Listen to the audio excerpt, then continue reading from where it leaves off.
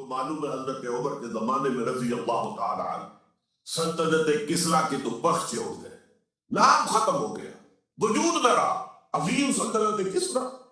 حالانکہ آپ کے علم میں ہوگا ان کا بڑا شاندار ماضی تھا، کہ خسرو کہ قباد بڑے بڑے یہ کیانی کہلاتے ہیں، یہ کیا جو ہے ایک بڑی عظیم ایک یہ سمجھیے کہ خاندان تھا بادشاہوں کا، لیکن یہ کہ وہ پوری سلطنت کسریٰ ختم ہو۔ کیوں؟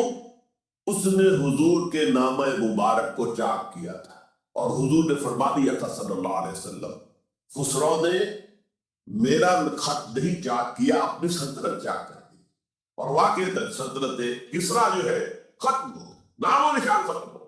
دوسری طرف سلطنت روما تھی، عیسائیوں کے ساتھ، کیونکہ وہ تھی کرسچن، عیسائیوں کے ساتھ حضور کے زمانے میں کوئی براہ راست تصادم نہیں ہوا تھا، سارا تصادم ہوا تھا یا مشرکین عرب سے اور یا یہودیوں سے۔ عیسائی جو ہے عربین پیننسولا میں تھے ہی نہیں، یمن کے علاقے میں کچھ تھے لیکن ان کی کوئی حیثیت نہیں تھی، لہذا کوئی کنفرنٹیشن نہیں ہوئی۔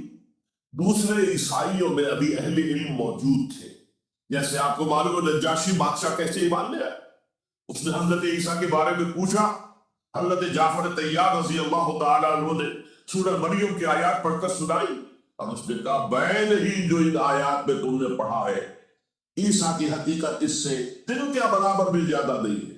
اسی طرح ہرقل نے جب اس کو حضور کا نامہ مبارک پہنچا، اس نے جو بھی پیغامبر آئے تھے ایک تھی ان کا اکرام کیا، احترام کیا، وہ عالم تھا، جان گیا کہ یہ نبی آخر الزمان چاہتا تھا کہ میں ایمان لے آؤں بشرطے کہ میرے سارے درباری سپہ سالار بھی ایمان لے آئے۔ جیسے کہ سن 300 عیسوی میں پوری رومن امپائر نے عیسائیت اختیار کی تھی، اس سے پہلے وہ بت پرست تھے۔ 300 عیسوی میں سلطنت روما کا جو ایمپر تھا وہ ایمان لے آیا حضرت عیسیٰ۔ اس وقت تک ظاہر بات ہے اسلام حضرت عیسیٰ کا دین تھا، حضور تو ابھی آئے نہیں، حضور کے آنے میں تو ابھی 300 برس باقی ہے۔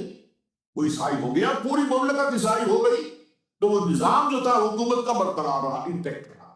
ہرقل یہ چاہتا تھا کہ اسی طرح میری پوری سلطنت ایمان لے آئے تو میری حکومت برقرار رہے، لیکن یہ کہ اس کے جو درباری تھے اور اس کے بڑے بڑے جو سپہ سالار اور جنرل تھے انہوں نے ریجیکٹ کر دیا، اور یہ بادشاہت کی بیڑی اس کے پاؤں میں پڑی رہ گئی۔ ایمان تو نہیں لایا لیکن پہچان گیا تھا حضور کو صلی اللہ علیہ وسلم۔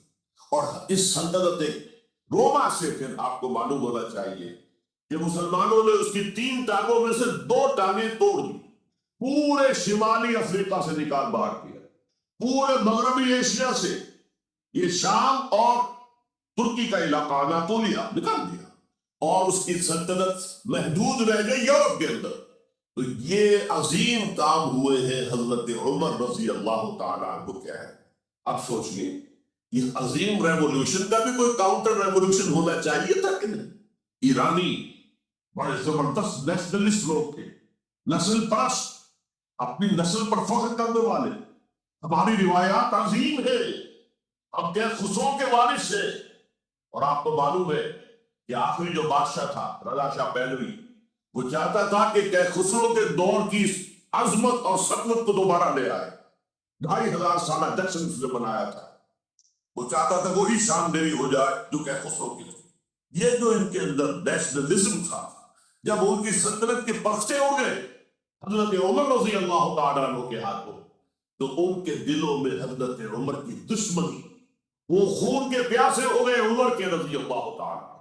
میں یہاں آپ کو ذرا ایک حوالہ دے دوں، فردوسی نے جو شاہ نامہ لکھا، حالانکہ وہ مسلمان تھے لیکن چونکہ پرانے ایرانی ذہن کی عکاسی کر رہے تھے، تو انہوں نے جب کہ عرب فوجیں آئی ہیں تو اس نے ایران کا جو اپنے اوپر فخر تھا اس کی ترجمانی کرتے ہوئے لکھا ہے، زشیر شتر خوردنو سوسوان عرب را بایجاریس آیت کرار کہ تخت کیارا کنن آزو کفو برتو ہے کفت دردہ تفو۔ یہ عرب اونٹنیوں کا دودھ پینے والے، گو کھانے والے، یہ گو ایک بڑی سی چھپکلی کا جیسا جانور ہوتا ہے جو صحرا کے اندر ہوتا ہے، اور وہ اپنا ایک گھر بنا کر رہتا ہے، اس نے کھاتے تھے۔ تو یہ گو کھانے والے اونٹنیوں کا دودھ پینے والے عرب، آج ان کی یہ جرت، یہ جسارت، یہ ہمت کہ تخت کیانا کنندار ہوں، کہ وہ آج آرزو کر رہے ہیں کہ کہ سلطنت کہ کا تخت جو ہے وہ ہمیں مل جائے۔ تفو بڑھ تو ہے طرف دردہ تفو، تف ہے تجھ پر اے گردش کرنے والے آسمان، تف ہے تجھ پر۔ لہذا اب کاؤنٹر ریولوشنری موومنٹس آئی ہے، حضرت عمر کی شہادت اس کا نتیجہ ہے۔ ہرمزان ایک جرنیل تھا اور اس کے جنگی جرائم اتنے شدید تھے ایرانی کے کہ واجب القتل تھا۔ وہ گرفتار ہو کر حضرت عمر کے سامنے پیش کیا گیا۔ حضرت عمر نے فرمایا یہ واجب القتل، اس کی گردن اڑا دی جائے۔ اس کی چالاکی دیکھیے، اس نے کہا امیر المومنین، اے مسلمانوں کے امیر عمر رضی اللہ تعالی عنہ، مجھے ذرا پانی پلوا۔ حضرت عمر نے فرمایا